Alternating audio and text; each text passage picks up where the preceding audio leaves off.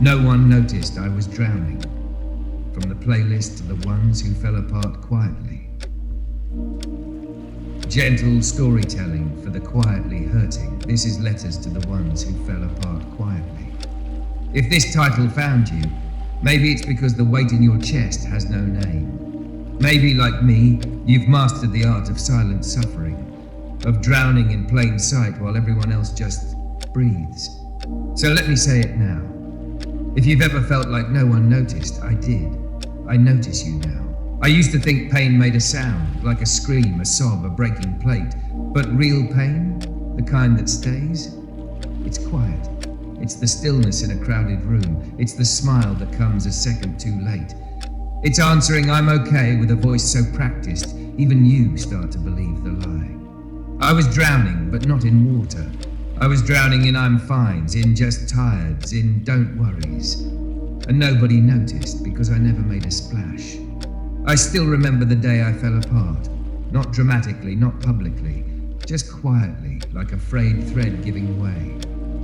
I woke up, did all the normal things, brushed my teeth, checked my phone, wore the same face I always did. But inside, something was already gone. Do you know what it's like to feel empty in places you didn't know could feel? To laugh at a joke and forget, mid-laugh, why you started. To be so good at pretending that even you don't recognize when you're falling apart.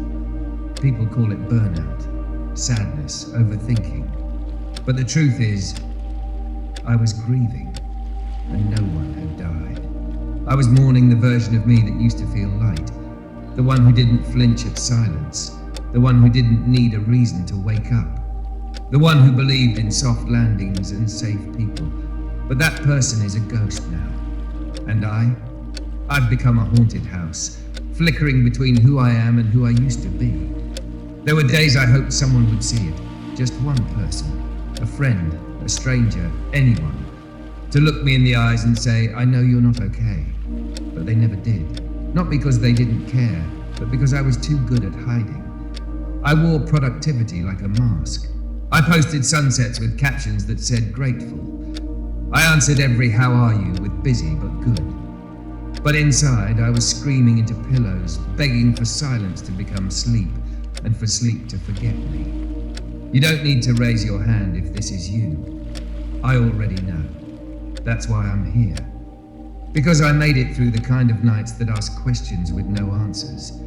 The kind that whisper, if you disappeared today, who would notice? And even if you don't believe it yet, I need you to hear this. You're not invisible. You're not weak.